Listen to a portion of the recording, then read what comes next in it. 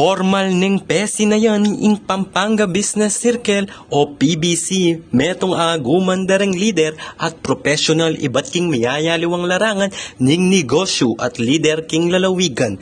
Kapag nasaning grupo in magsilbing makabuklat a platform para king ugnayan, pamagdake karanasan at kebaluan para karing baywan at veteranong lider king negosyo. Agpangkang Rene Romero, Vice Chairman ning PBC, kapag nasana niti ing balawos sa suporta kareng mga lating magnegosyo o micro, small and medium enterprise at mamuklat obra kareng memalen.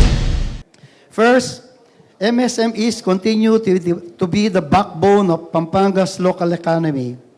They generate the bulk of employment, sustain household incomes, and keep local commerce active across cities and municipalities.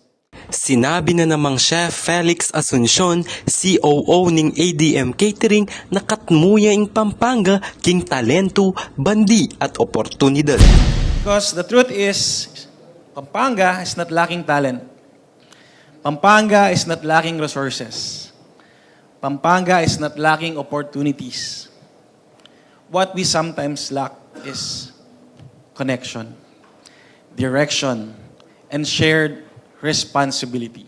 Kawani king networking, asahan niyang maging aktibo ing PBC kareng inisyatibang ating kebaluan king panyulong ning negosyo, kapakanan ning komunidad king lokal at national level. Kabilang kareng minunang mebuo king business circle dina Chef Felix Asuncion bilang direktor, kayabe dina Rene Romero, Che Basco, Michelle Montemayor at KG Magtoto. Ako po, Jonel Del Rosario, para king News Force Pampanga, balitang tutu king Balen, Susuyo.